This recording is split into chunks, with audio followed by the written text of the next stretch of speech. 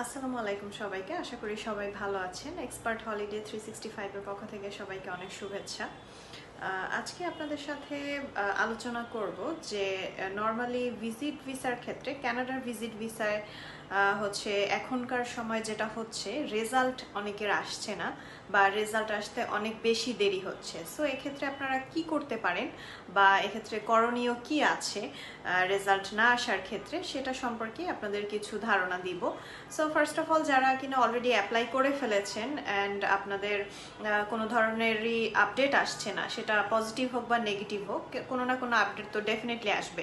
Refuse হলেও চলে আসবে, অথবা যদি আপনার ভিসা অ্যাপ্রুভাল হয়ে যায় তাহলে পাসপোর্ট রিকোয়েস্ট চলে আসবে। কিন্তু অনেকের যেটা হচ্ছে কিছুই আসছে না, কোনো আপডেট নেই বায়োমেট্রিক ইনস্ট্রাকশন লেটারের পরে আপনাদের অ্যাকাউন্টে। সো সেক্ষেত্রে ফার্স্ট অফ অল যেটা করতে হবে যে আগে যেই টাইম ফ্রেমটা আপনারা ধরে রেখেছিলেন যে এতটুকু সময়ের মধ্যে রেজাল্ট চলে আসবে, ওটার থেকে একটু বেশি সময়ের একটা ডিউরেশন মাথায় রাখতে হবে যে এখন অ্যাপ্লাই করলে রেজাল্ট আসতে একটু লেট হতেই পারে। এটা হচ্ছে ফার্স্ট। সেকেন্ড হচ্ছে আপনারা যেটা করতে পারেন, আপনাদের জেসিকে অ্যাকাউন্টে গিয়ে ওখানে রিপোর্ট করার একটা অপশন আছে। আপনাদের ইউসিআই নাম্বার, দেন হচ্ছে অ্যাপ্লিকেশন আইডি, এগুলো মেনশন করে দেন হচ্ছে টোটাল আপনার অ্যাপ্লিকেন্টের ডিটেলস দিয়ে ওখানে একটা রিপোর্ট করা যায় যে আপনার অনেকদিন এত তারিখে আপনি বায়োমেট্রিক দিয়েছেন অ্যান্ড স্টিল কোনো ধরনের আপডেট আসছে না।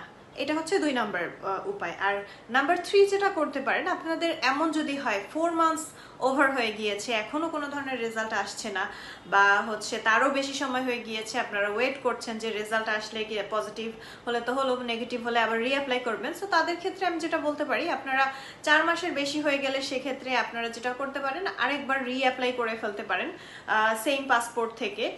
সো দ্যাট যেটা হবে যে ওই পাসপোর্ট ডিটেলস দিয়ে এর আগে যে অ্যাপ্লিকেশনটা করা হয়েছিল ওটা দেখা যায় বাদ হয়ে গেল। সো আপনি নতুন একটা অ্যাপ্লিকেশন করলেন, সেটার রেজাল্ট আপনি পেয়ে গেলেন, আগেরটা বাদ, যেহেতু আপনার বায়োমেট্রিক অলরেডি দেয়া আছে।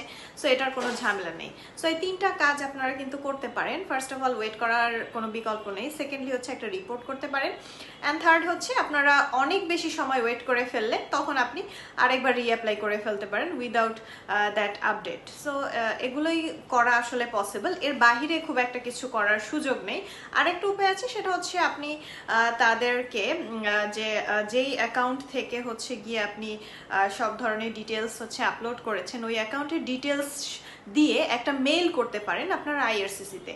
সো এটা তবে যেটা হয় মেইলের মানে খুব ভালো একটা ফিডব্যাক তারা দেয় না। সো সেক্ষেত্রে সব থেকে বেটার কিন্তু হয় ওয়েট করার পরে আপনারা রিঅ্যাপ্লাই করে ফেলতে পারেন চাইলে।